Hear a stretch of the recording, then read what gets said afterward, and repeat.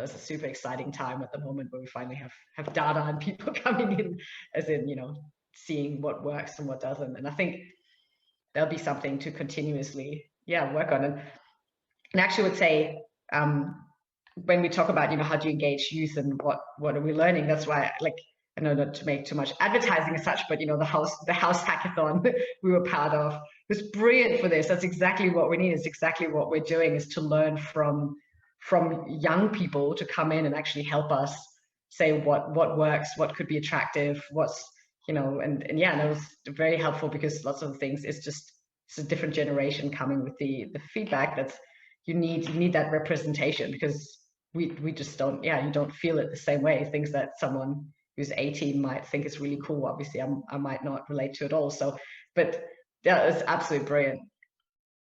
Hello and welcome back to the House Hack podcast.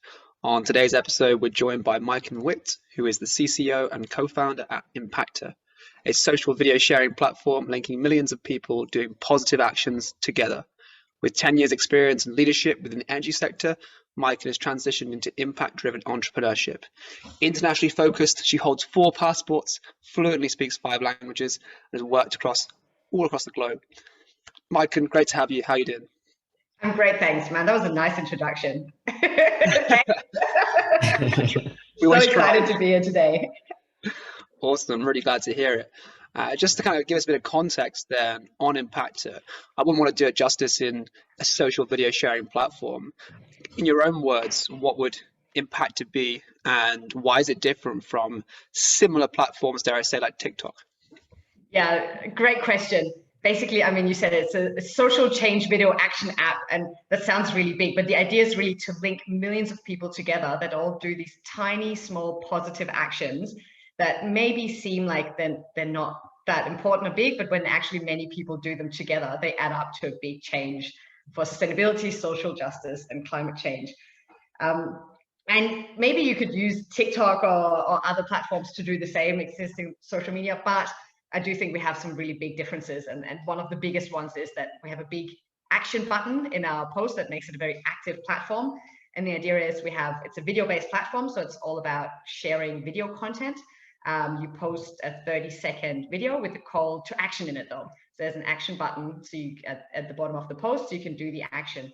And that could be anything from, buy the ugliest carrots you can find at the supermarket, or do an act of kindness, like, I don't know, do Ryan's homework, or, like trick your grandma into eating a vegan dish. There's really lots of options of tiny things where we think, oh, does it matter? But then what you can do, you can press the action button and you can add your 10-second selfie response to any action in there.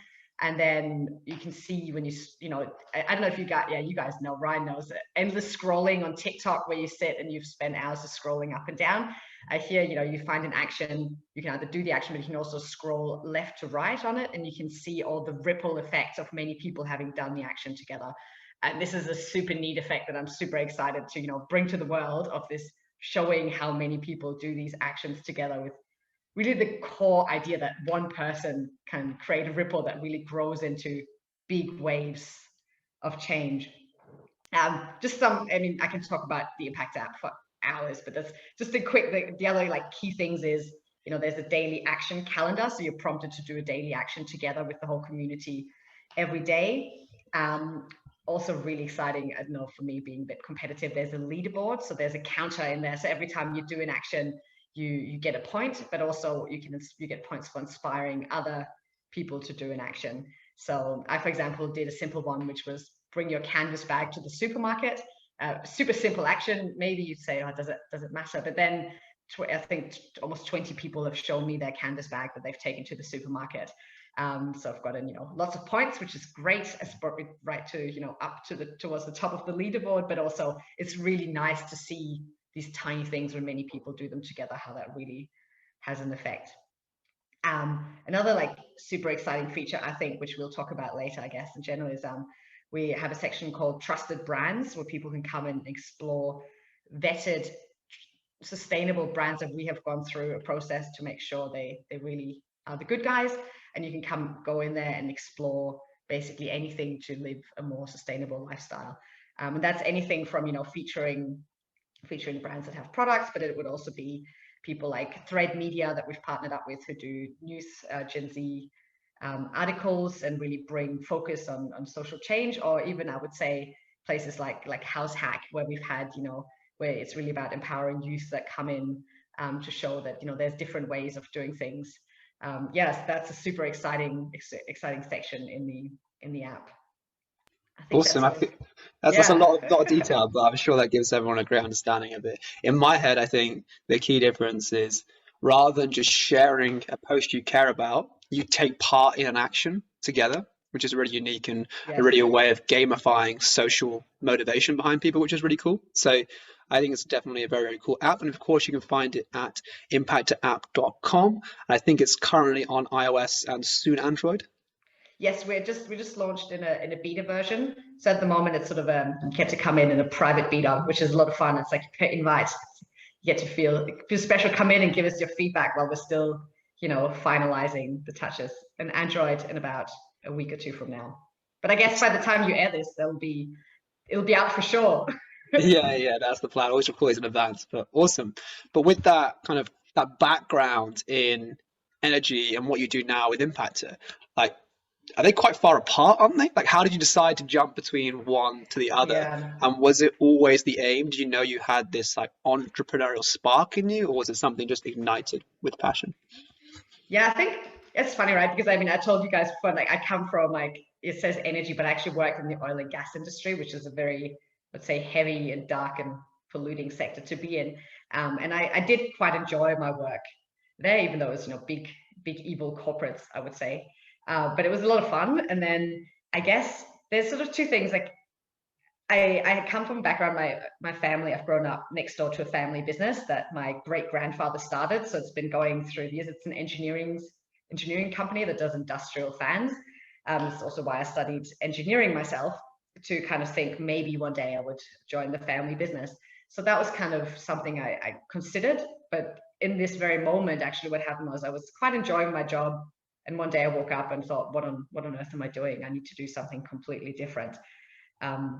Yeah, so I quit my job and decided to go to France and learn some French and just do some, just generally have a good time. And then I started thinking, what should I do next? And I think I was pretty quickly, as soon as I started, meeting people to find out what can I do. The startup space was just a really fun place to be, especially that, I don't know if you can really see the impact you're personally making really quickly, which I thought was just a lot of fun. And way more rewarding than necessarily being in a big corporate. But then I also just really, fell into this of, wow, there's so many things, so many solutions out there we could take today. Why aren't we doing them? There's a whole story of how, I got into Impactr itself, but it's basically it was more waking up one day and being like, that's it,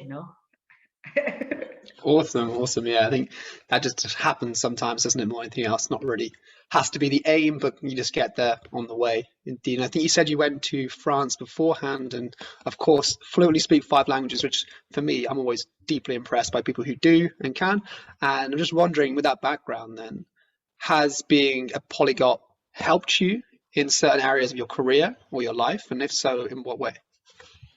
Yeah, it always sounds a bit fancy because most languages I actually just learned by speaking them with my family. So I didn't actually have to do anything particularly smart to learn the languages. So I feel like I get credit for something I didn't. But I think it's definitely made it way easier to go to new places and also pretty quickly get a sense for the local culture and customs. That if you don't speak the local language, you're there as an expat, whereas when you do speak them, you get much more of an insight. So I think that's been helpful.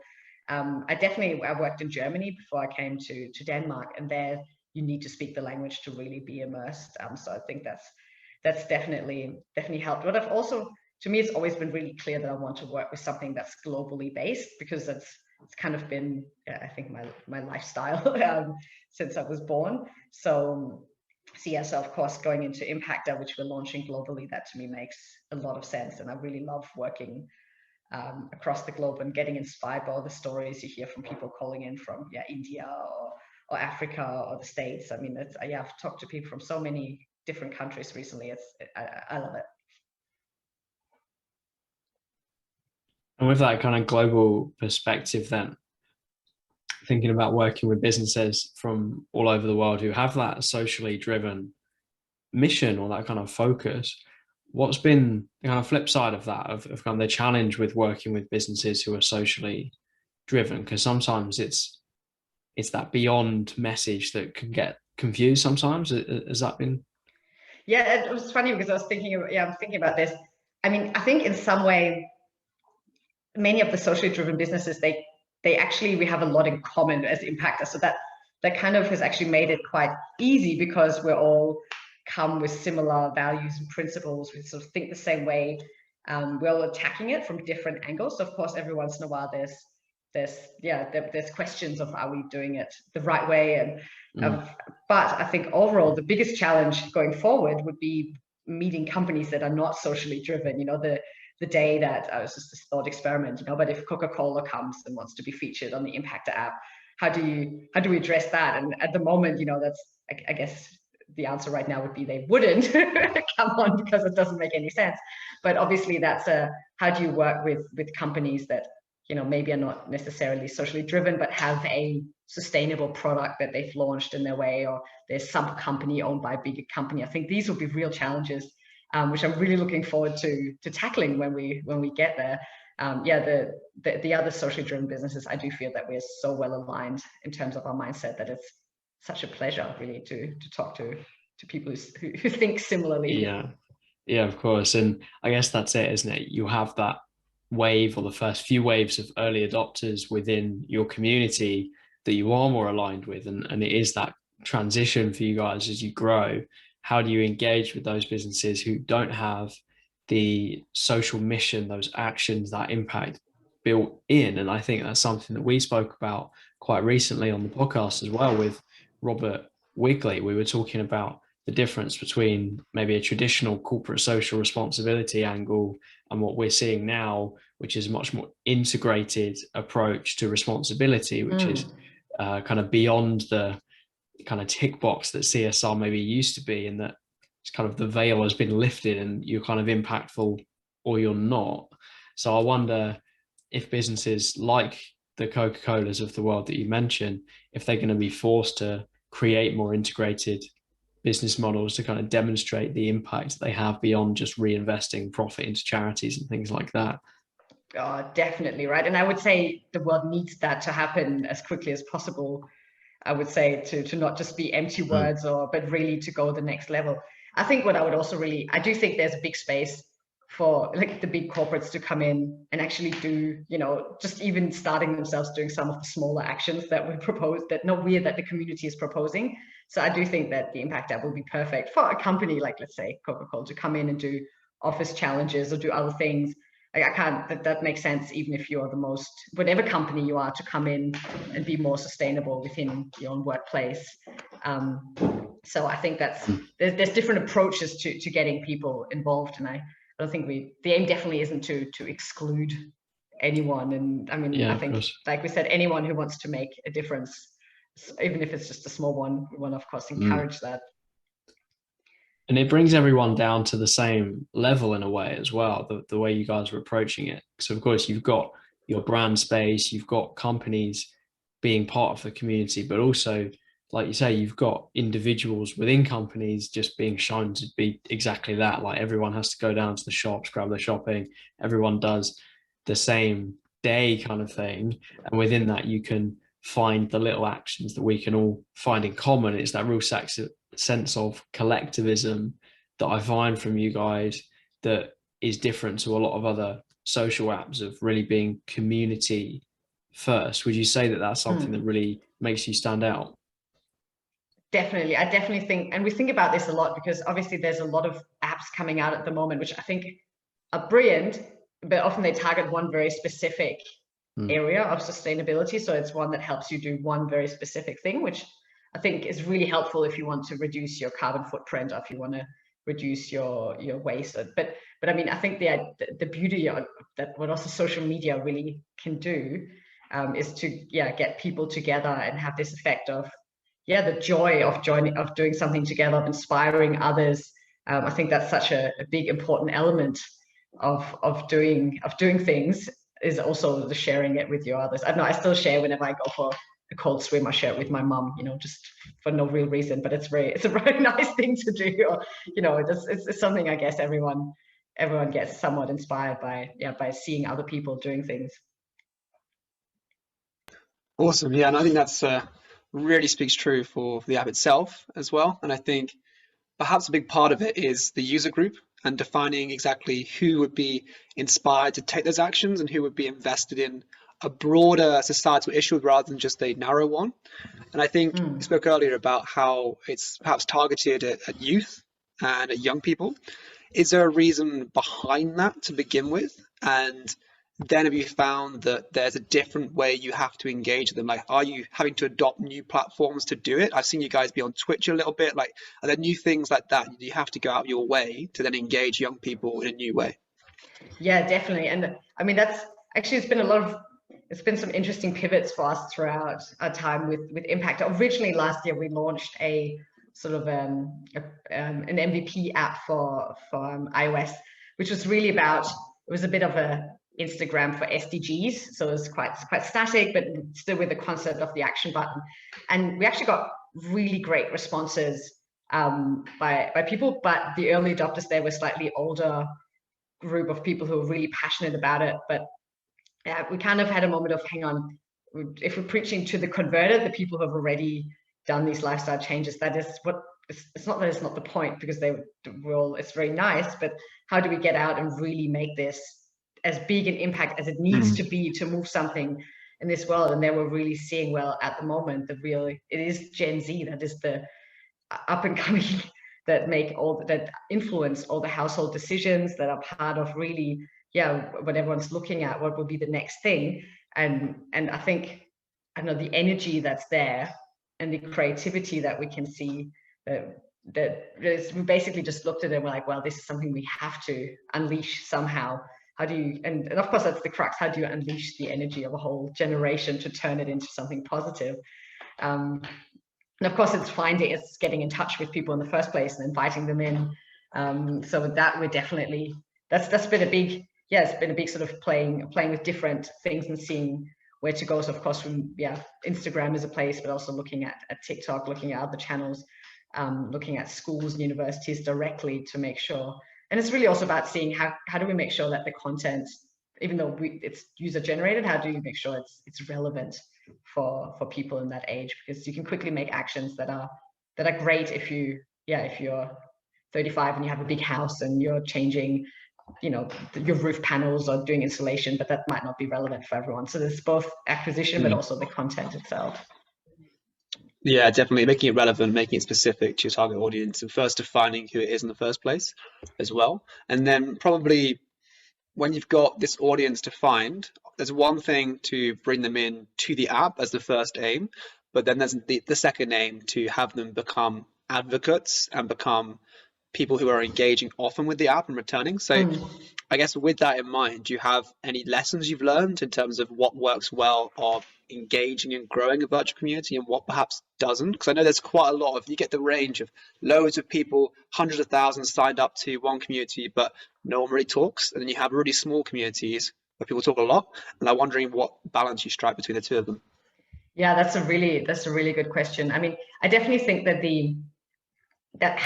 that's something we saw in the MVP we launched last year, that what didn't work, it was really if you can't see the effect of being a group of doing it together, it's not very rewarding. So there has to be this social aspect where you can really see, and so that's it. And that's when we introduced the adding these ripples effect that came out of that learning, to not just knowing with the counter that other people are doing it, but really physically seeing it. So it's almost like a conversation. So I think that kind of seems to work really well, being able to make it very visual. So that's definitely one of the big learnings, I would say, in this. And also the other thing is a lot about the tone and setting the whole, you can be very, don't do this, or you're very prescriptive, or you can say, do this right now. That's not the intention at all. It's actually meant to really, and of course there has to be, luckily that kind of works, because I feel like we have that as a vibe, but it has to be fun, has to be easy to do, and it has to be gamified somewhat, at least, to sort of see that, with a bit of competition.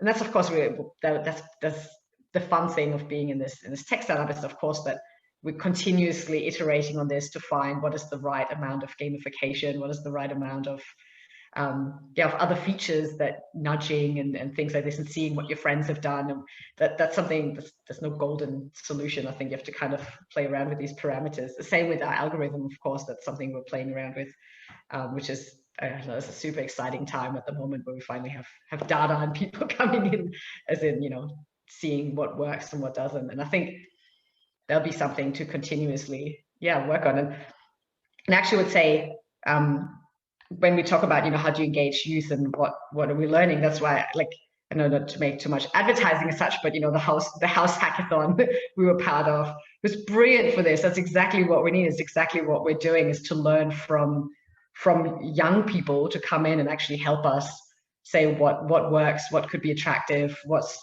and it was very helpful, because lots of things it's a different generation coming with the feedback. That's you need that representation, because we just don't, you don't feel it the same way. Things that someone who's 18 might think is really cool, obviously I might not relate to at all. So, but it's absolutely brilliant. Nice. No, thank you. And it goes the other way, right? Like, we are looking for businesses and advocates of young people to say, you can help us solve these challenges. You can help us to find the blind spots that we didn't know that we had, and kind of come up with those innovative solutions. But I want to dive into what you mentioned earlier, just kind of the core of the next part of our chat as well, which is thinking, well, you guys are a tech startup, but you've also called yourselves an impact tech startup. So within the startup space, obviously there's a lot of students in our listenership, a lot of business owners as well. Kind of, what does impact tech mean to you guys? Like, is that something that you're defining? Is that a kind of category that's growing within the technology space? How do you see it? Yeah, yes, it's a really good question. Actually, I think about this quite a bit, because obviously in some way all tech has an impact, so it's kind of weird to say that tech doesn't. So it's really, how do you make sure it actually has a real impact, the one you kind of want. And I think what we have really narrowed in on, and what the team really believes, that it really comes down to the foundation and the business model you lay really deep down of what you use the tech for. So to me, the sort of a real impact tech company is something that has the foundations and the business model that really supports all elements of the tech you then implement. So that means, of course you can implement gamification and different fun things, like, and use all the things like machine learning and AI to create various tech solutions. But it's really about, how do you create an upside for all the people who are involved in this. So it's not just, the investors or the owners that end up profiting from this, but something where you actually create value for everyone. And that is something we've looked a lot at. Anything from, that's anything from who actually uses the product, but also the people who create the product. Are there fair working conditions for the people who actually were part of creating this? Is there rewards for everyone on the platform, or are you just using people who are on there? Like, there's many elements of this, but I think this solid foundation, if that's not there, you're just creating a piece of tech, which can be very clever, but So, and of course we're thinking about this in terms of, how can we turn this for good? There's a bit of, how do you re-engineer what works already? There's a lot of tech solutions, you could say, or social media is, they're there. Some of the elements of it work really well and can actually have a positive impact, but how do you re-engineer that sort of from the bottom up with a solid foundation that you end up actually helping the world?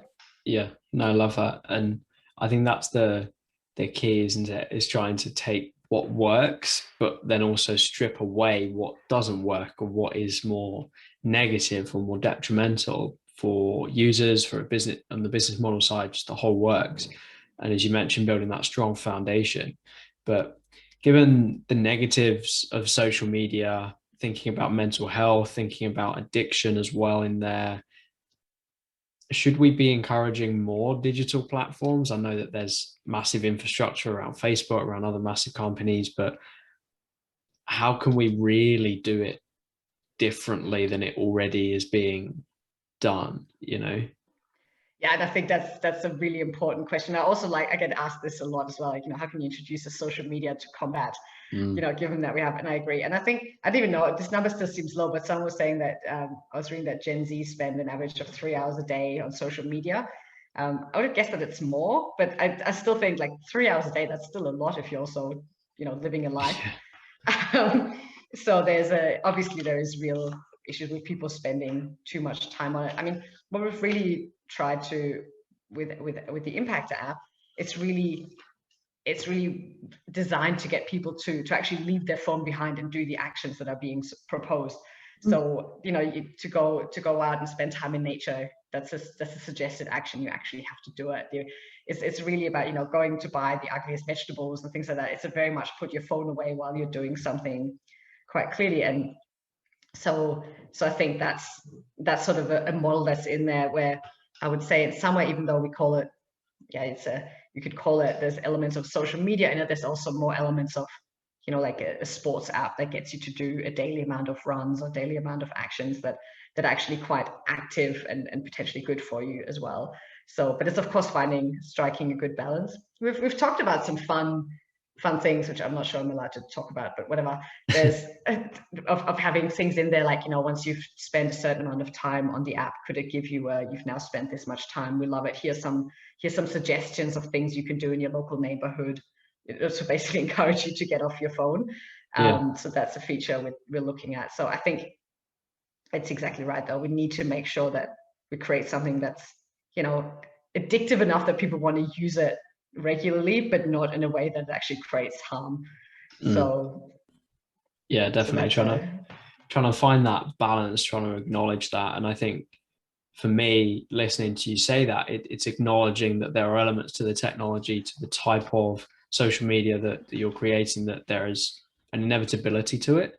But then at the same time, it's, well, where's the line, or how close do we get to that line where actually we're not treating users as people anymore, we're treating them as numbers, kind of thing. And I think what I hear is that it's about realigning the incentives behind the technology, behind the app, behind the social media, and trying to say, well, what is the point in it anyway? If it's actually to be social and we're layering in positive social actions, can we get people to continue to enjoy the community, to use the app, but then actually go, all right, I'm going to go and do that thing now, I'm going to go and do that other thing, or speak to X person, or get out in nature, like you say, whatever the action is. So I guess, is it about really trying to change the paradigm within users of what their incentives are and how that aligns to the technology? Or because it kind of has to be responsible, there's got to be responsibility on both parties, right?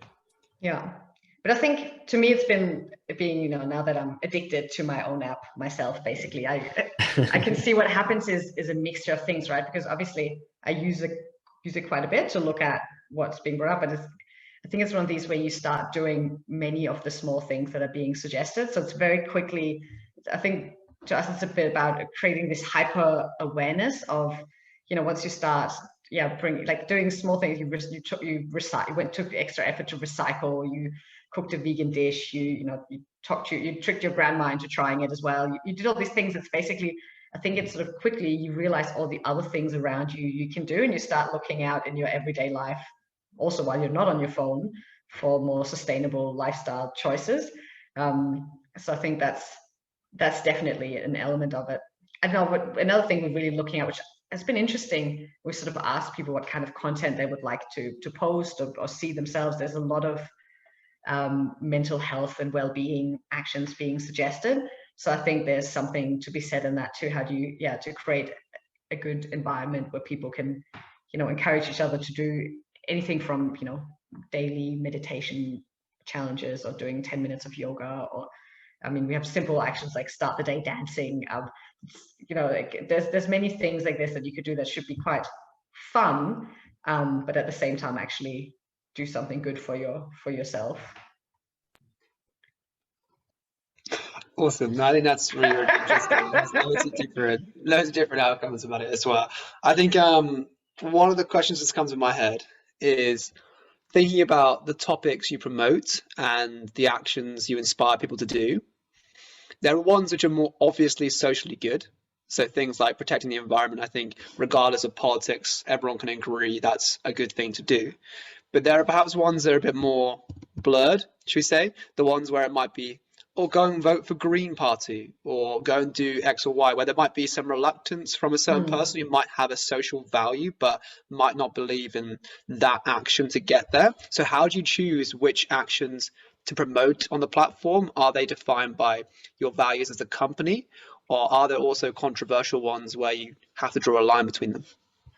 Oh, that's a really good question, and also quite tricky. I mean, at the moment, it's definitely the daily actions that are being featured. We curate them ourselves at the moment, so that's and at the moment, everyone gets the same daily action. In the future, they could. I mean, there's different ways these, what should the algorithm show? At the moment, we're very much part of the algorithm to show what, to curate. But at some point, of course, we're designing the algorithms to help find the most relevant content for you. It's definitely a tricky one when it comes to, where do you draw the line on a political opinion on action? Where you say, is this now? I mean, we talked about this before we even had an apps when Extinction Rebellion were doing a lot of actions both in the UK and Denmark. What's the to what level do you kind of promote that?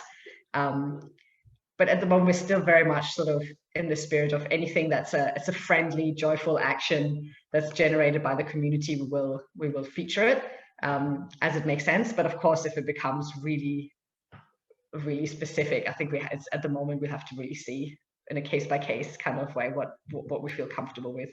I just want to say for this, which is, I think, great. What will help us is that we've mapped out really clear sort of community guidelines in the background, so we sort of always refer back to that. So we have a really strong codex when it comes to what we actually want to promote. So we're always coming back saying, does this match the value set we have? And then there's sort of, obviously there's always finding when do we feel uncomfortable or not. And so far that hasn't happened, but I think that's a really strong point in a way that you make sure you have defined what it is you want to do very clearly first, and some sort of the boundaries, and then that if something comes up, we have the tools there to address that and feel comfortable that we'll. Yeah, I think especially with the definition of like freedom of speech and how that comes onto the platform as well, of like, that could be something that's a negative or something which, say, doesn't help the environment, or an action that in fact goes against it, but it's still like a viewpoint that person adheres to. It's like, okay, do we still let them have that opinion, or do we,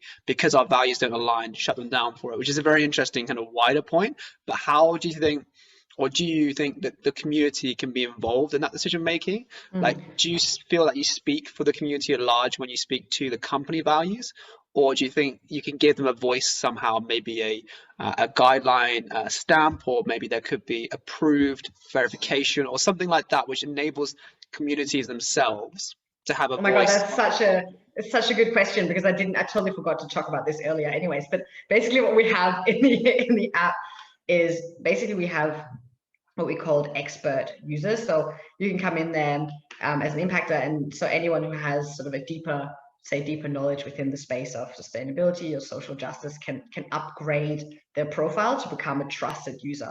And we work a lot with that as the intention to do exactly that, sort of endorsements of content by the community.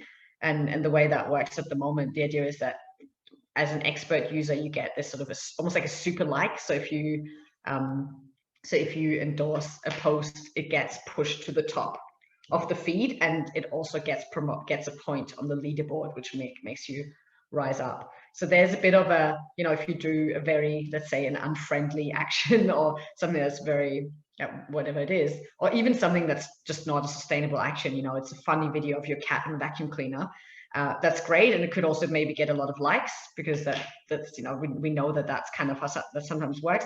But they were counting on the community being part of not rewarding these kind of content with an endorsement, which would not let it rise to the top, and actually would make them kind of just they're still in there in the feed if you scroll far enough, but you wouldn't actually be pushed to the top of a feed or as a daily action. So And I think the more community endorsements an action gets, the more likely it is that we will feature it as a daily action for everyone to do. So there's that sort of inbuilt, we call it the justice algorithm. So the idea is that the community itself actually gets to be part of moderating the content and really decide the good friendly tone. So yeah, we really do want, the good guys on the Impactr app. Can that also be quite dangerous though? Because if you empower users to do that and make decisions, obviously we've seen this a few times in terms of online, people give the internet a poll and they ruin the poll. Like, is there a similar thing here of like, you have to find the right users to come on the platform? And I don't know if there's a second thought after this of, okay, we need the right users to make the right decisions. Do you have to gatekeep those that can promote or not promote posts because you have to work out if they themselves are good people? Yeah, I mean, the starting point has been to generally, there's a lot of trust in the community itself and people coming up. So I have to say we have designed it not for trolls. So if basically tomorrow only trolls download the app, that's not the intention, obviously. So, but of course we have made precautions for that if that should happen, so we can deal with it.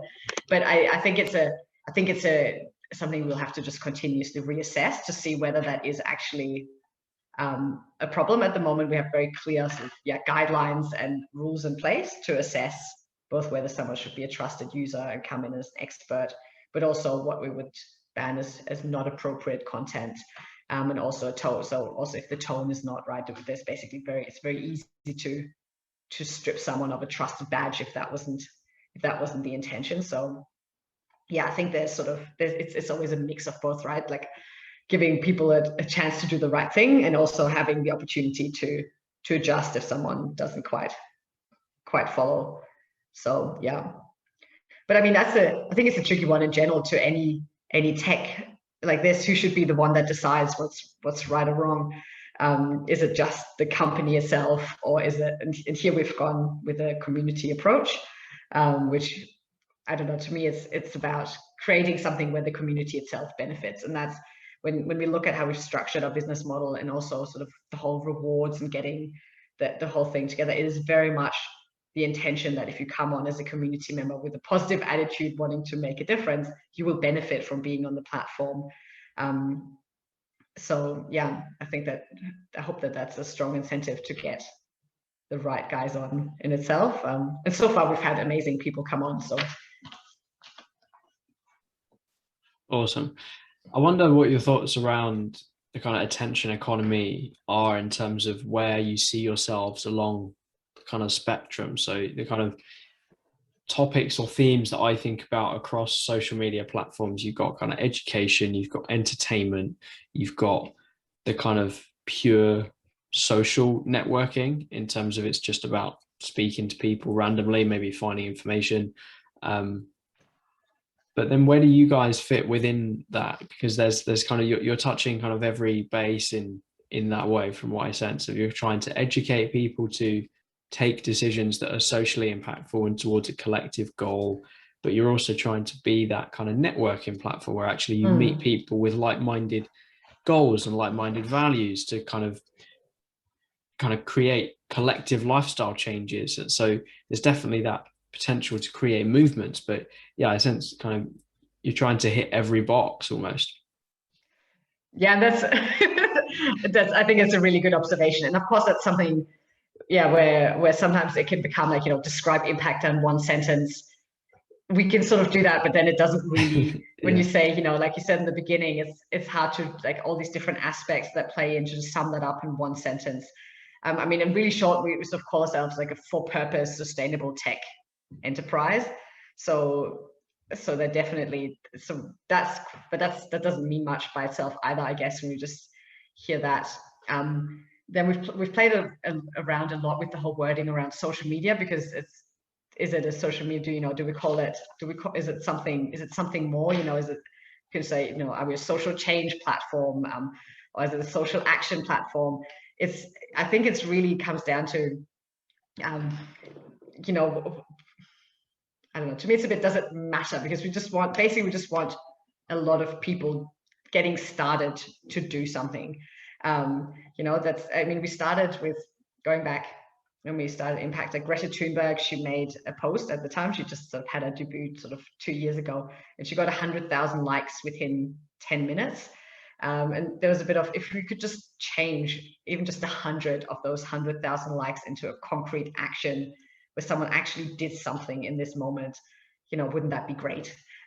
It's very simple, but and at the same time, there's the element of all the sustainable businesses that really need to get promoted way more, and that we want to basically help to shift the world's spending to trusted, sustainable impact. So these two are sort of, I would say, are two things combined that come in. And how do you do that? Of course, you could just make just a marketplace that just has trusted brands. I mean, those does exist, but you wouldn't have that element of the community and the actions in there. So it's trying really to mix a lot of different great elements together to make it what it is. Yeah, for sure. Kind of trying to create a massive Venn diagram, and you guys are right in the middle between all of these different things, right? But you make a good point though, like all the current social platforms, it's about gathering as much attention as possible, and then whatever action is taken is kind of the bottom of the funnel volume wise. So like you're saying, you might have 100k people like a post, you might have 5 people donate to the GoFundMe in the thread or whatever. But actually, if you had a higher proportion do the thing, then the impact generated from that post might be higher. So trying to combine all these different things together.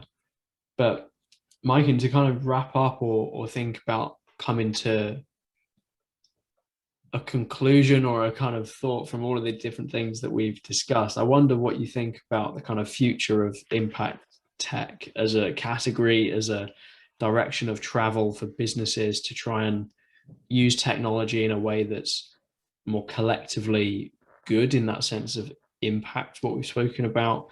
Kind of what does the future of impact tech look like? I think basically I know I sort of repeated that a little bit from before, but I think to me, the future of impact tech will really be businesses that have defined a business model that from the beginning has all these elements in there, that already designs a product that's green. It aims for zero waste and zero emissions along the way. It sets up a workforce that is being rewarded, and has fair working conditions from the start off. It's basically, I think the impact tech companies will be the ones that are set up from the beginning with that, and are able to expand that further. I think there'll be many other companies that don't have that at the moment, existing tech companies that will scramble to try and make their company more impact tech-like. But I think they will always be massively disadvantaged by the fact that their ownership structure is set up to, their investors would never allow that. It's a thought experiment, but imagine an Uber where the Uber drivers actually were part owners in the company and were part of the success that was being generated. That would be, I don't know, it's just an idea. If you think of these I think you would set up platforms from the start off with a completely different intention that is already part of it. So I think that is really the future, or that must be the future of impact tech, to get it right. And to create platforms where basically you're not just talking on behalf of the community, but actually include the community in the success of what you're generating. Hope that made sense. No, I think it definitely did. I think the most powerful part, perhaps from that on my end, is that it's about actions, not likes, and it's about really taking the thought and doing, not just sitting there looking at your phone and being like, oh, that's a nice post, isn't it? That's very, very kind of them to talk about that. I'll give that a like. It's actually, oh, well, I'll go take part in that, and then I'll share and I'll get points for it, become incentivized to do it as well.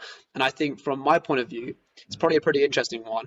Deleted most of my social media from my phone and have found quite a lot of positive benefits in my life in the last 3-4 weeks since doing that.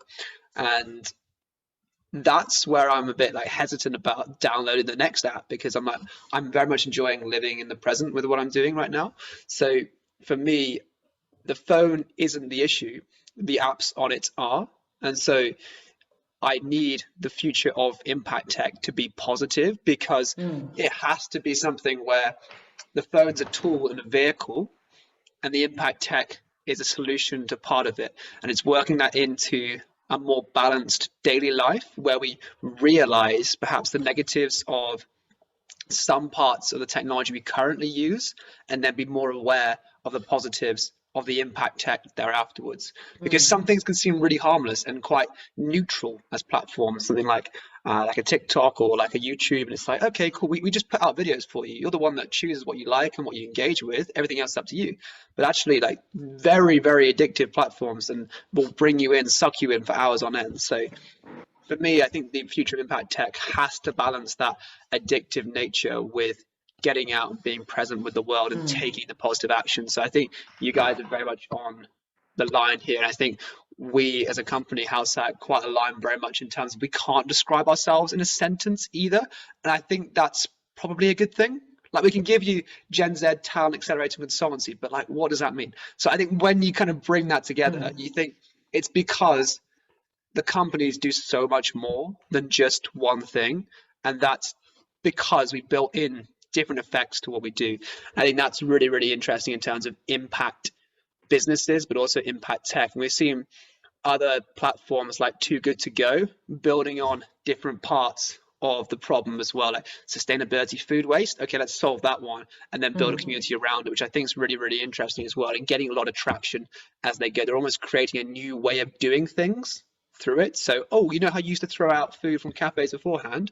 Well, with Too Good To Go, you don't, because you can just sell it and someone will come and buy it. Like, that's pretty cool. So I think it could almost incentivize whole new products and services along the way as well, which is really, really inspiring as a thought, more or less, as well. So I don't know if Ryan's got any key thoughts on future of impact tech as well.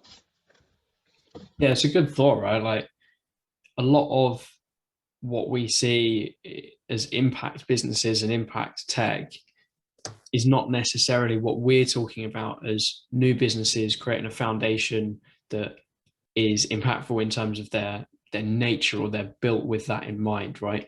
What they actually do is solve economic externalities, in the sense of there's food waste from a cafe, right? Well, if that cafe was providing economic equilibrium, blah, blah, blah, then there wouldn't be waste in the first place, because everything would have been sold. So Too Good To Go is an example of somebody that's come in, gone, okay, there's a problem, let me solve it. But actually, if that problem wasn't created in the first place, then they wouldn't be necessary, they wouldn't be needed, they wouldn't exist as such. So I think what will be fascinating to me as we look, 20, 50, 100 years ahead, is more of, can we move past this phase of impact is just solving economic externalities, or is it actually, can we create businesses that put society first from the get-go, and in that way create collective value beyond financial value, that it is actually something that everyone focuses on and can use and find genuine utility from? Because I think that's where we'll find a point of, we'll have kind of crossed the gap or the chasm or whatever, in my mind, between impactful businesses, which are not just, oh, such and such a business is doing the economic thing, they're not doing the impact thing, let me pick up the slack. It's a more combined approach where actually businesses do both, and it's not a trade-off in that same way. So yeah, it's something that requires a shift. And we've spoken about the changing nature of impact, changing nature of CSR, of how businesses operate. We're definitely moving in that direction. So that's where I think I see things going. Yeah.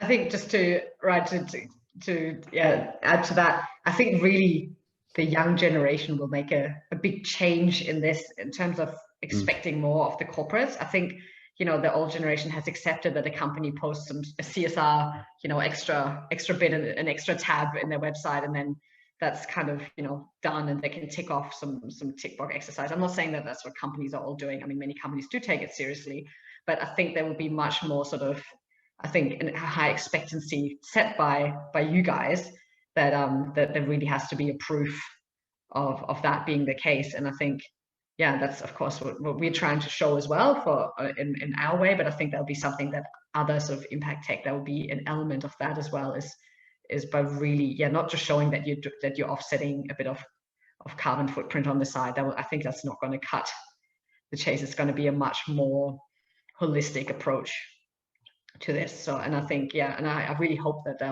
that there will be much more pressure also from the younger generation to look at that. And when we look at sort of what should the future workplace be, that whether a company actually does this for real or not should be a parameter, whether people choose to work there or not. I really hope that can be a thing, that it's just not good enough to just have a single a CSR page and then that's it.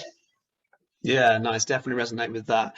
And do you think then on that future of the workplace, that ideal outcome that we're building towards, there needs to be more from employees and employees to reach there? And if so, what do you think there should be? I'm kind of hearing on the employee side, or the kind of user side in this case, it's like go and demand change or get off the platform. Like, what's the equivalent here? Should they all go and leave the bad platforms and join the good ones? Or is it about sticking on it and changing from within? Oh, it's probably a mixture of both, right? That's a cop-off answer. But I do think, I don't know, I think in all of this, I think we all need to do the tiny, small things we can wherever we can do them, and get started. And then maybe for some that is leaving and going somewhere else. But I don't think it should be. I wouldn't encourage anything that's too hard or doesn't feel right. So I really think it's all about starting with the smaller things. And I also think it's, obviously I understand if you're looking for a job, you might just take the job you can get in that moment. So, but I think it's if you have the option, then it's something you should look at. So I think it's, I don't want to be, I think it's too privileged a thing to say, just, look for the greener employer and choose him, because you probably wouldn't, many people don't have that choice. But I think, it's just one of the many things that I think we should do in designing future workplaces is to have that as a parameter. Yeah, definitely. I think it's trying to speak for the ideal outcome, but also the realistic one as well. So thank you, Majken, for joining us today. It's been really, really good work, and really enjoyed talking about the future of impactful platforms and everything from what you guys are doing to what everyone else can do as well. And really, really appreciate you having joined us and our conversation there within. So thank you. Thanks for having me, guys. It was great.